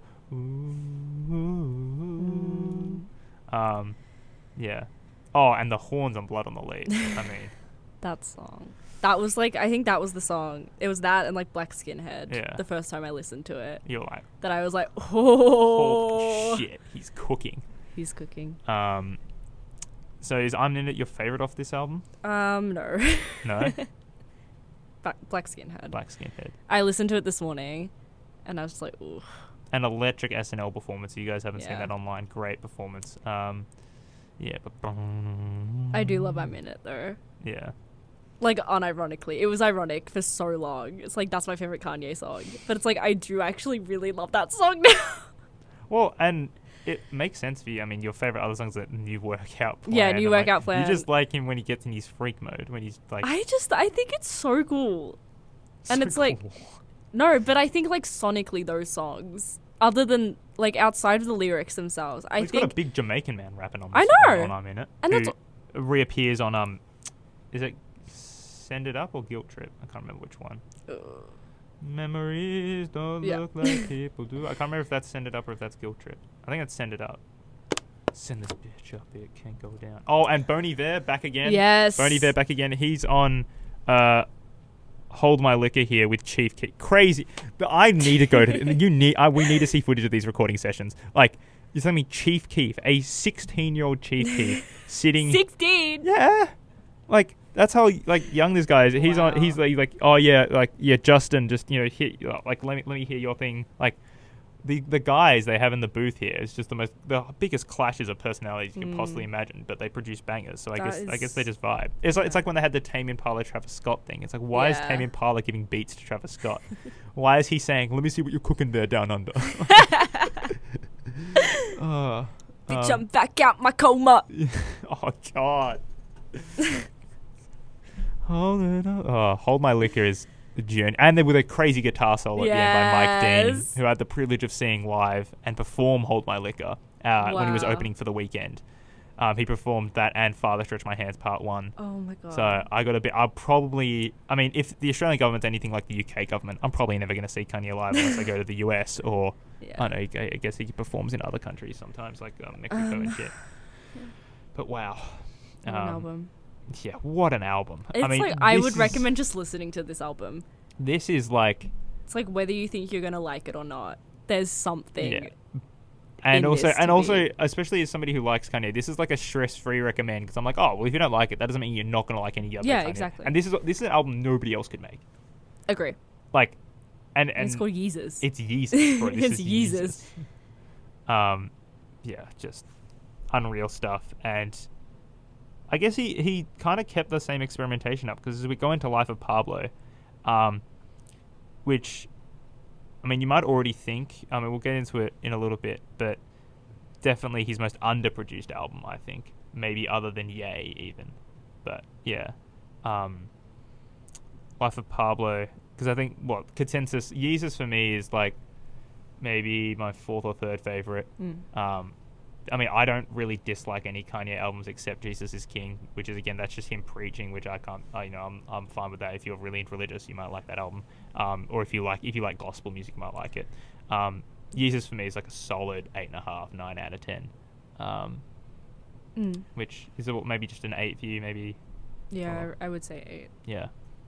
He ate with that one. He ate with that one. Yeah. Now we're gonna Move on to Life of Pablo. Yeah, where I was gonna play Saint Pablo, but I'm just looking at the track list and I'm just like, there's so many.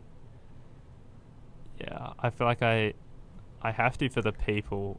Oh, but Which one? no, it's so overplayed. I was gonna play Father Stretch My Hands Part 1. Well, friend of the show, Emre, his favorite song of all time is "No More Parties in LA."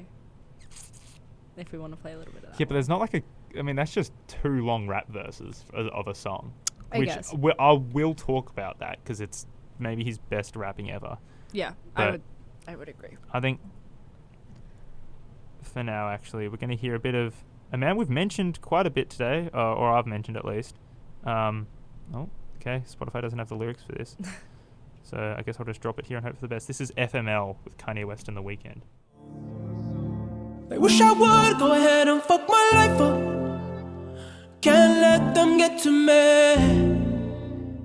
And even though I always fuck my life up, only I can mention it. See, before I let you go, one last thing I need to let you know. You ain't ever seen nothing crazy then. This nigga when he off his Lexi Pro. Remember that last time in Mexico? Remember that last time the episode? Asking me why the hell I text the code 4 times as to say don't text me, ho. Told you 4 times don't text me, ho. Now we finna lose all self-control, but you ain't finna be raising your voice at me, especially when we in the Giuseppe store. But I'ma have the last laugh in the end, cause I'm from a track, I'll check a hoe. Yeah, I'ma have the laugh in the end, cause I'm from a track, I'll check a hoe. And I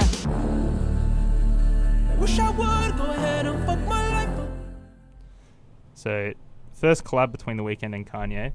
Collabed a couple other times, such as Hurricane on Donda. But yeah, a lot more, like, again, Kanye's in his experimental bag and hasn't really left that zone of just kind of experimental, not really making conventional beats, other than probably No More Parties in LA, where it's just a rap song where they've got a recurring beat in the background, and he's just straight rapping. Yeah, this is okay. So first time listening first to you. ever listened to this. The only song I had listened to was No More Parties in LA. You really hadn't heard on any social media Father Stretch My Hands Part 1? That was like the one thing that I was gonna say. Yeah. Like, so many of these are so recognizable. Yeah. It's like I've heard so many of these without realizing Oh yeah, that they were Famous, from the. Famous, Well, obviously. I had listened to Famous. I forgot about that one. What about Ultra Light Beam? You heard that before? Like on social anything? media. Just had you heard snippets of it? Ultra Light Beam. You had. Yeah. Without like knowing that it was Ultra Light Beam. Yeah, I didn't know it was a Kanye song. Because the Chance the Rapper verse that goes into that's the one fire. That's the part I had heard. Yeah. That's like the only part I knew. And I remember I think I made a Musical.ly to it or something. Like this. Yeah, so many of these, there's just like snippets I'd heard on like Musical.ly that I'd made Musical.lys to before it was TikTok. It's like you can probably look through my old Musical.ly accounts and find them. Like some. And this is my part, nobody else. You can feel the lyrics of the spirit coming in braille. You can feel like I made Sunday canning. I'm never going to hell. I met Kanye West. I'm never gonna fail. Let's do a good ass job with Chance 3. I hear you're gonna sell it to snatch the Grammy. Let's make it so free and the bar so hard that there ain't one gosh down part you can't tweet. Okay, that's age. But and then the bit where what is it? If they want to ride, I'ma still give them raincoats. Know what God said when he made the first rainbow? Just told us at the end if I'm too late for the intro. Like, okay. Oh, God. Like, Kanye is probably the best person in the industry for grabbing people, chucking one, and getting the best out of people. Because Chance the Rapper has not made a good album since his debut, The Coloring Book. Like, he's not made anything good since then. He famously got a 0 from Anthony Fantano for one of his albums, which is crazy. Yeah. He pulled that out of him. Some of the guest features, the guy who is it? It's Sampha, who's the guy singing on Saint Pablo. Great performance. I mean, this is a crazy. There's not skits on this album, but there's like random voice audio calls.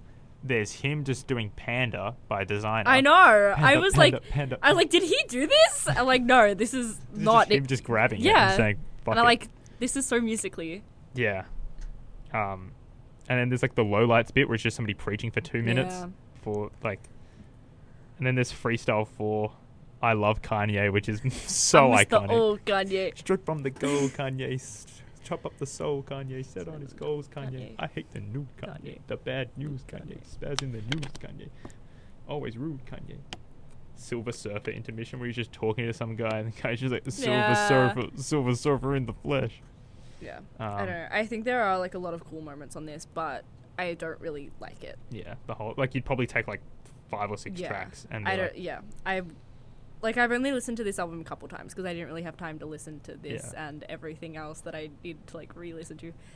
I should have spent more time with this one, but I don't know. I did like some of it, but it is probably my least favorite of the Kanye I've listened to.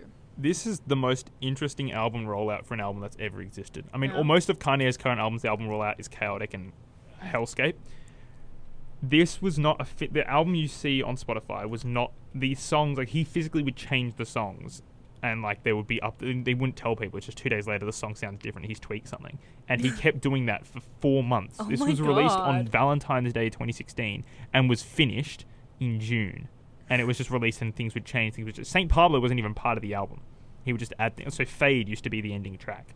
Right. And all the improvements they are improvements, by the way. They're not like edit. Like they do sound better. That's good. But yeah, and like the release date for the album itself was pushed back like months and stuff. Like, but one of the coolest things, because this is when he was also kind of at the peak of maybe Yeezy, like the clothing brand, and the really iconic visual of at the Yeezy like fashion show at Madison Square Garden, where you've got like Lil Yachty and other people and a bunch of Kardashians there, and Kanye's playing the album. It's like an album listening party and a Yeezy like fashion walk thing. And when he played the Father Stretch My Hands beat drop, and to see all the people just in like there lose their minds, and like he's in this corner like playing it, he's got like Kid Cudi, they're all like smoking weed and stuff like around him, and they're just like jumping to it. It's so hype. Man, take me back to when the most problematic thing about him was when he decided to, I guess, side with half of America, so it's not that problematic as half and like be a Trump supporter. And I was a Trump supporter in 2016, so that wasn't even as bad as it is now. Take me back, man. And he was just a weird guy for that. Didn't he like bring North out, and she like sang like she sang that thing about shoes? Was that then? She would have been 3 years old. Yeah. Maybe. I remember seeing it because I watched like a lot of Keeping Up with the Kardashians like years ago. And it's like I remember seeing North on stage singing about shoes. He called his kid North. The kid's name is North. Well, technically the kid's name is North Kardashian West, but still. But yeah, there's North, Saint, and Shy, as in for Chicago, and I can't remember the fourth kid's name. I don't. But some of the storytelling that crosses over, and you could tell some tracks recorded after others. Like, so for example, on 30 Hours, he's talking, or on Real Friends, talking about his cousin stealing his laptop that he was like texting girls on and stuff like that. And then he brings it back up again in St. Pablo. I just looked it up and it wasn't there. I have no idea where this was. Was it the Donda listening party at Mercedes-Benz Stadium?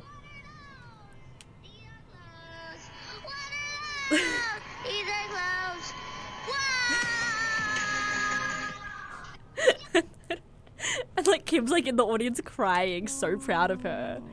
That's sweet. What are those? These just are makes clothes. me think of the famous image of like their whole family's Halloween costume, where he's the dinosaur, and the like Flintstones. and accompanied by his tweet on Halloween saying Halloween's the one day where you don't have to dress up in a mask, like you can be the real self, and it's him in Halloween as the dinosaur, and they'll play like the wolves background. It's like ooh, ooh, which is Sia, by the way. Sia's on this album, like. Crazy crossovers.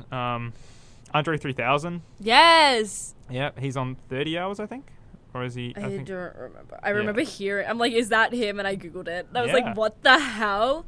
Bro, he gets everyone on it. There's I think Frank's on one of the Frank's track there. Yeah. And obviously Rihanna's on here twice. Yes. On the same album as Chris Brown. Oh yes. Crazy. Yeah, I mean, Kanye's just like, listen, like. You're not going to have to work on the same track, but I'm going to get you and your former domestic abuser on the same album. Like, it is what it is. Yeah. The Rihanna Kanye friendship's actually underrated. Like, she performed 2 of her songs with him that have him on it on the Super Bowl. Like, yeah, for me, I actually really, really, really love Pablo. I don't know. I love it. I love how varied the tracks are. He's really reaching into in some of these songs, his Christian pocket, and really you could see the dichotomy and like the splits in like how he behaves and how he's got 2 different personalities. He wants to be like God fearing and like all Christian like, but also he likes bitches, he loves partying. He likes flexing that he's Yeezy's doing so well, like on Facts, which is a very hype song. Yeah, I don't know. Just Hope- an interesting album for Yeah, me. and I it's- just need to listen to it. and as I mean, and More. a very, very interesting. I mean, ignoring his off the field stuff, very interesting career, like musically, like the Yeah. progression of Kanye is just a crazy thing. And we didn't even get into Yay, Kids See Ghosts, Donda. We didn't get to Watch the Throne. Oh my god. Like this, it's. I don't know if anybody has a more consistent, better career than Kanye West. I'm just gonna say that. I don't know if they do. Like, God, and then some obviously the really bad off the field stuff, which we do not condone, we do not support. Even Oh yeah, we haven't said that. Apologized for it now.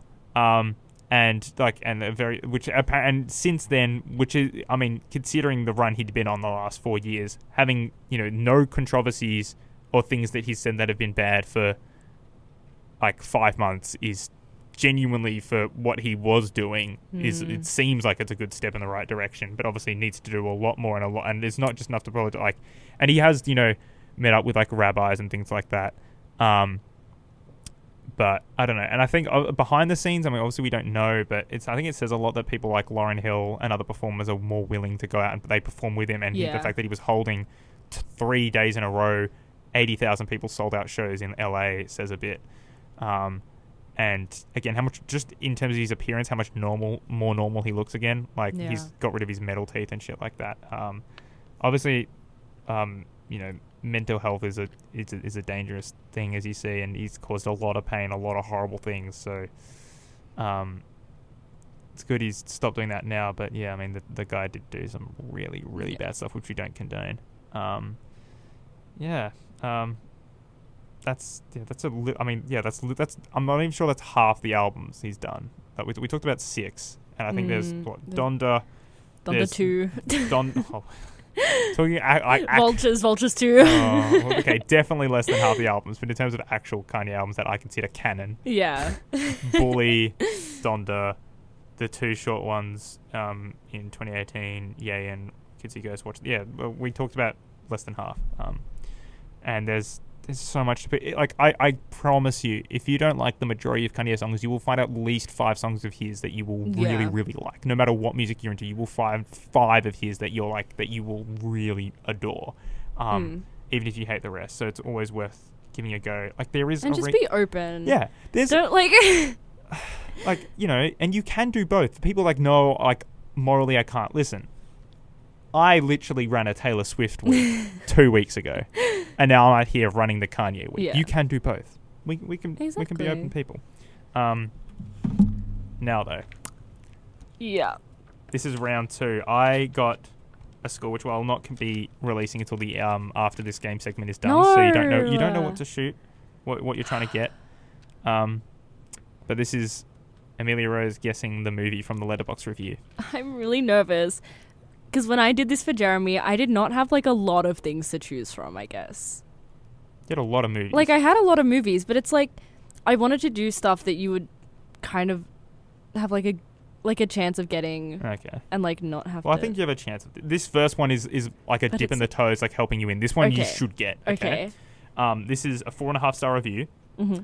that says, my favorite commentary I read about this movie was from Ryan Johnson, who said, quote, I love that if movie existed in the world of the movie, the parents would have told the main character how much they loved this movie. What?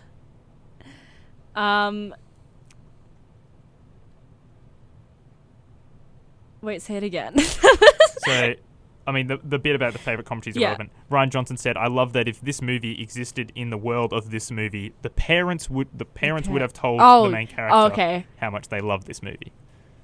This is Get Out. This is Get Out, exactly. And, like, it's so true. Pitch this. Oh, really? Yeah. And it's like, I have seen this. It's very true that he'd be like, instead of, I would have voted for Obama for a 3rd time if I could. We loved Get Out. It's so good. This was my Year 12 media film. Right, that's 1 point. That was a dip in the toes. All right, next one. 4 stars. Great. I love that this movie combines my 2 favorite hobbies: being a girl and lying. Oh my god. Being a girl and lying. Yeah.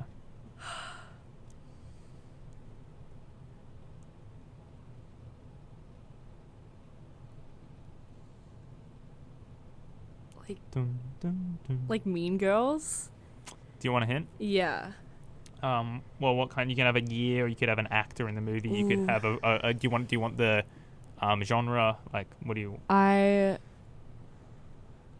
might take an actor. actor? Okay. I got to think of one that doesn't give it away. No, I'll just give you one that gives it away. Alan Cumming. Romeo and Michelle. Yeah, this is Romeo Oh and my Michelle. god. Do you think that's a fair review? Being a girl Yeah, and lying? yeah. I think it's accurate. Yeah. All right, 1.5 points. Okay, 5 stars. I really, really, really love this, but I almost kill myself when Song started playing for the 7th time within 10 minutes. Oh. Very famous, like, obviously very Yes. important That's like soundtrack to freaking the Twin movie. Peaks with the what's the song that plays? No. Don't count me down. I don't know. Okay, which Hint. hint? Oh, you just moved to the hint? Okay. Yeah. Do you want an actor? Do you want a genre? Do you want a year? You can't have an actor this time. You have genre or year. Okay, genre or year. Maybe year. 1967. What the hell? That should really give it to you. Oh my Very God. iconic soundtrack. Is this like... I have no concept of time back then with movies. I'm really bad. Is it like... Casablanca? I don't know. That's older. It's The Graduate. Oh And the my song is God! Scarborough Fair. We love Simon and Garfunkel here. I had to get them in. We had to talk about Simon and Garfunkel. Oh my God. Yeah. And I had another review for this, which I didn't want to say because it would have really given it. Anyway, the review was 4 stars, which was, now do you know what a MILF is? Which is great stuff. All right. 1.5 out of 3. Didn't get any points for that. 4.5 stars. Uh-huh. Never thought I would be crying in the club over a bunch of rich, look-alike gay white boys, but here we are. What? Dead Poets Society? Yes. Okay. Yeah. Good. Back to 2.5. That was it. That was it. You needed that one. I needed that one. Right. Next one. 5 stars. She's right and should be allowed to do that. She's right and should be allowed to do that. Is this Promising Young Woman? I'll give you another review because I prepared another review Okay. for this one because I thought this was funny. 5-star review again. Mm-hmm. Should I know my wife's blood type? Oh, this is Gone Girl. Yes, it's Gone Girl. All right, we're at 3 points out of 5. Yeah. Yeah, funny. Well, funny quote from the movie. Ben Affleck's like, should I know my wife's Yeah. blood type? I don't even know my own blood type. No, I'll be I real. don't either. Who the fuck would? All right. Next one. No rating. Oh, okay. Insane flex to make the least funny joke of another movie the funniest moment of your own. Nirvana, the band, the show, the movie. Correct. The Hangover. Yeah, the hangover bit. All right, 4 points. All right, this one, 4 stars. I hope when my daughter hits puberty, it will be a tad less eventful. When my daughter hits puberty, it will be a tad less eventful. Yeah.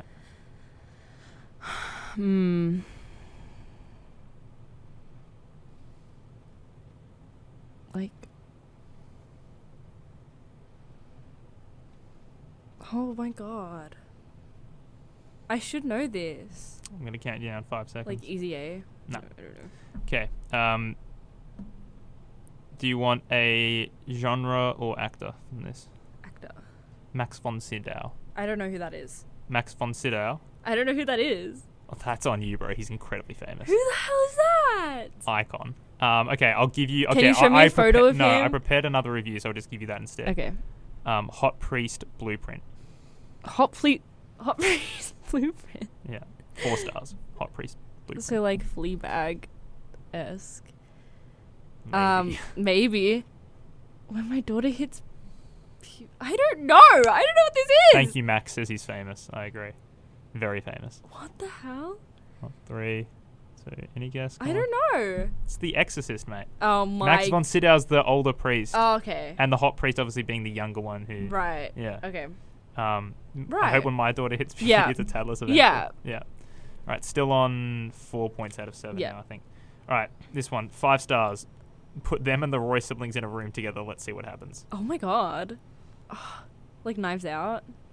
That's a good guess, though. That's a fitting guess. Do you want an actor? Do you want... Yeah, genre.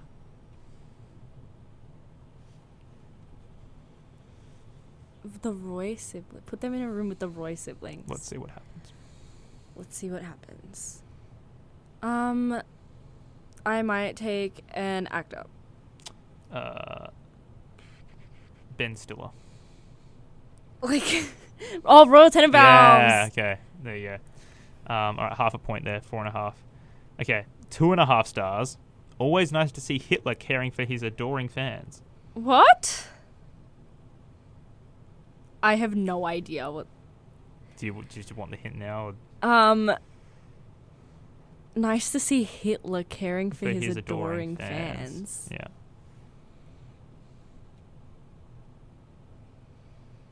Hint. I'll give you another review. 5 stars. Top 10 most dad movies. What? Yeah. Dad movies. Nice to see Hitler caring for his adoring fans. Max with the comment on the Kanye West tour movie, obviously. Awesome. I've said that this movie is the best Father's Day movie of all time. Oh. Indiana Jones Yeah, and the Last Crusade. All right.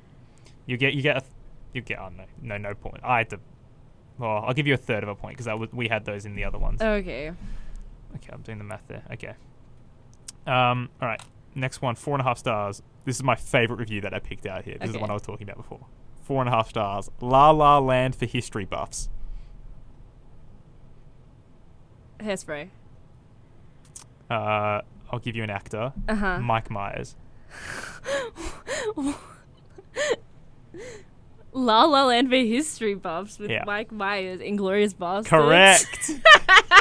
It is though, because Shoshana and the Nazi guy would probably be lovers, but it's just the wrong time. All right, that's 6 1/3, I think.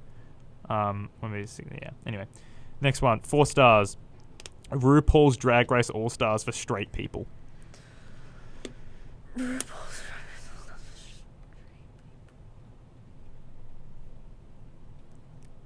What?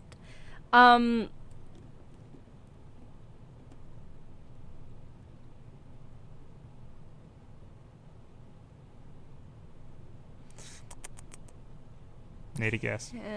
Hint. Hairspray. Okay. 5-star review. This movie is to the series as Prisoner of Azkaban is to Harry Potter. Okay, so it's the best in a series of movies. Yeah. It's the drag queens. No, don't count me down, lad. Bro, What's the time? Oh my god. Yes. Oh my god. So that's why. Okay. I don't know. Hunger Games Catching Fire. Okay. Yeah. Do you get RuPaul's Drag Race for straight? Especially because I they have the whole guess. fashion thing where Yes, they wheel I them get out. that. All right. 4.5 stars. She likes Thai food, feminist prose, and angry girl music of the indie rock persuasion. Okay, me. Like 10 things I hate about Yes, you. big point. There you go. I think that takes you up to 7 1/3. All right, 2 reviews left. 5 stars. In terms of depictions of sociopaths, this is so much better than Joker. What? So much better than Joker. Yeah. Depictions of sociopaths. Like, Come on. like Silence of the Lambs. I don't know. I'll give you another review. I love it when writers let kid characters be incredibly flawed instead of just one-dimensional precocious angels. Main character is such an asshole, and I love it. I think the main character's a kid who's an asshole. Home Alone. No. All right, no points. Diary of a Wimpy Kid. Oh my god! Yeah. He's my Literally Me character. All right, now we go. This is the final review, and I actually can't script. So my points was 8. This is how it worked out because we had some points for me when I did this. I counted them as a third point because it took me 3 hints, some as a half point. I got 8.16 or 8 1/6. You are on 7 1/6. So if you get this right off one, We you tie. win. No, you tie. Yeah, and even if you take 2 hints, It's over. And I've got two Okay. reviews for you. Oh god. I'll give you the one that I intended to give you. This is your review from around the same time my ago. It's God. about a year old. Okay. 4 stars. The fish. ... Sad emoji. Oh my god, this is Mission Impossible. Correct. This is the original Mission Impossible, and I had the 3.5. That was your second review. Was the 4-star one? Yes. The first review was 3.5, which Oh said my God. they should make 7 more of these, which is just I obviously couldn't give you that. But. Yeah, so we tied. What the fuck? That's so annoying. We literally got the exact same. I was like, okay, there's no way she's gonna get 8.16 out of 14. Fuck's sake, bro. How? I'm too good. Oh, well, yeah. There you go. We're like the same in Yeah. our movie knowledge. We're the same person. Yeah. But yeah, thank you guys for listening. This Thank has you been for our listening. longest episode. yeah, we I need to know, get this is out and bad. we need to send the recording to us. Stick on to Radio for the News if you like. They'll be on in 7 minutes. Yeah, we'll see you next week. It'll be my movie, and I've already picked it. Mm-hmm. It's What is it? Spotlight. Spotlight. Okay. Yeah.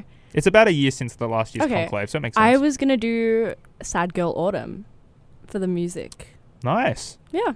More details on which exact albums will be there Yep. on that probably Monday or Sunday. So stay tuned on the Instagram to see what it is. And yeah, I'll quickly send you all off with a little bit of I don't know. Oh, the end. Oh, actually, we didn't do it last time. Be? Oh yeah. And it's Kanye week. This is Kanye's most peaceful ending track. Yes. This is Good Night from Graduation. Who is knocking at my door? All the faces that I know, jam at them so sunny and I don't wanna say goodbye.